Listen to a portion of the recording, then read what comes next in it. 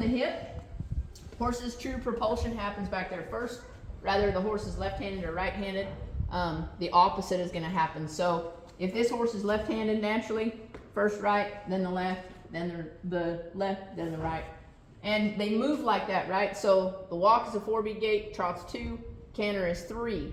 How this body functions under saddle is super important. So we're going to talk about the anatomy, and then we'll come back to just the thoracic sling, what it does under saddle. Yeah, sure, yellow. And all those things. So when we talk about it, we talked about the ribs, right? And the lungs. They start here, and then they run all the way to where that hairline changes forward. And a lot of people will say, well, that's the rib. Well, they're right. But guess what? The rib finishes here. So here to here is where it finishes. And then we say, this is the scapula, right? So the scapula moves like a windshield wiper, just like my shoulder did. Now we're saying there's a group of cartilage across the top of that, and then there's a muscle that covers it up. So the muscles that are important, we have the cervical. It comes down the neck like this, trap, comes back, and then it splits in half. This is the thoracical trap muscle, and this is really where your bar pad on your tree is supposed to sit.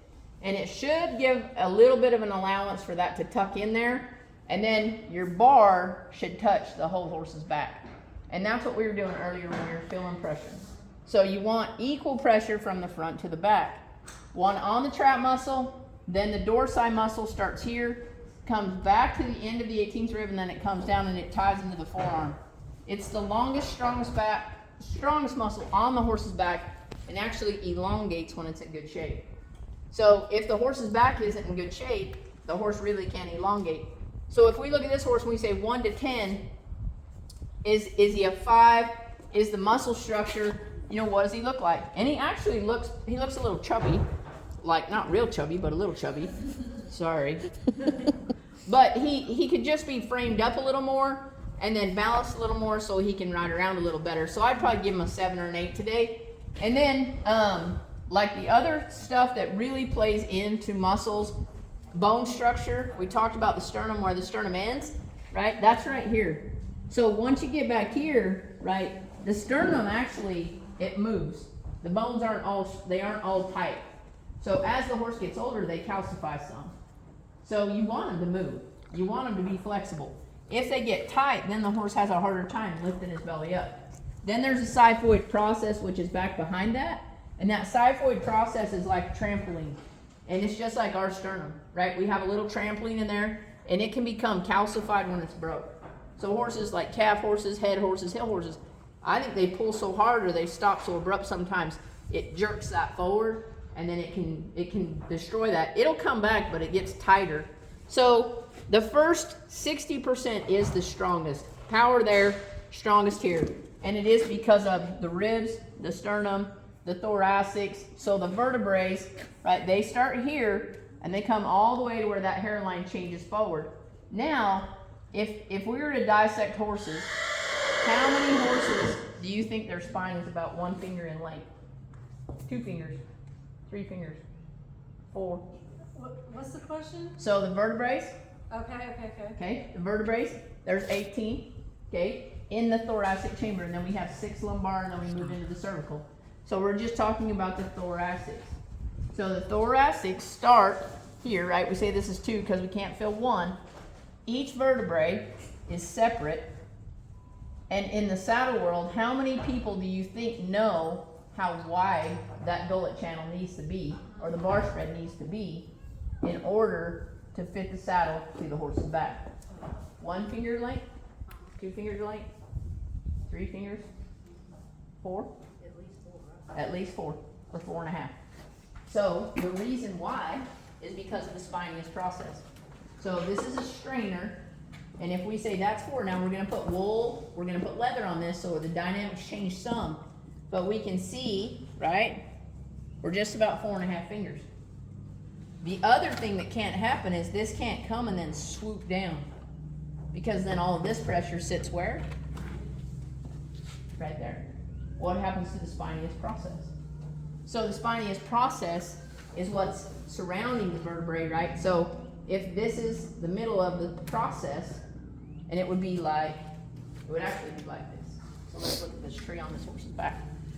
So the spinous process is like this little finger in here, okay? So if it gets pinched, it has a finger out to the side and a finger out to the side, and then a head on it. And if this gets too tight here, this gets too tight here, the spinous process gets jammed with the next spinous process, and pretty soon you get what? Kissing spine. Or you get like lumbar issues to where that horse can't raise his back. So that's why this back channel, to me, is one of the most important things that you talk about. Some tree makers will talk about like the gullet, but they actually talk about gullet height and gullet width and what that looks like from behind the gullet, not the front of the gullet. So I think in the industry there's some confusing things that people will say and people will do when they really don't understand what the tree is supposed to do. And for me, the tree has to allow that scapula to get back in here, right? Some tree builders, some saddle builders don't like flare. Some do. And that's that we were going about earlier. Like, I believe you have to have flare in a tree. And I've seen enough 7,000 horses, and I've seen enough burned saddles at the high level and the low level help horses' backs and come back with their functioning trap muscle. When you don't, and that bar pad wants to sit down behind that hollow spot, whoo, buddy. So, and then when you get them up on the scapula, we saw that today. Horses were a nervous wreck. So for me, it has to balance, but that shoulder has to be able to move just like I did. Does that make sense to you guys? The back spread is important because of the spinous process. Right. This is something that the veterinarian world is very interested in because they're tired of cutting on horses' backs. And they're like, Wendy, we want to know what you know. I'm like, well, I want to know what you know. Why does that happen? So that's why I'm an advocate, not just for saddles, but I'm an advocate for how you ride your horse, how you feed your horse. What are you doing with your horse? Like, some of us are never going to get past that, but there's a bunch of us that will get past that, and it's important. Because the veterinarian wants to have a job, and so do I, but, you know, that's not the real key thing. So now when we put a tree on, Burns has 4 trees. Does that make sense about the back and the spine? Sometimes I get a little off topic, and then I'm like, wow, you just went over there to Never Land.